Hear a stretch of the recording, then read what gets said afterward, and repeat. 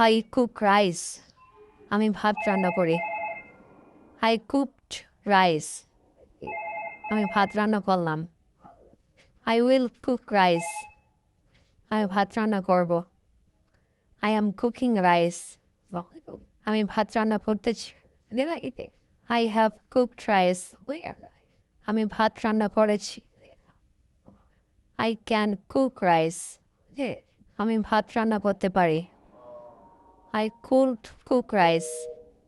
আমি ভাত রান্না করতে পারতাম। I must cook rice.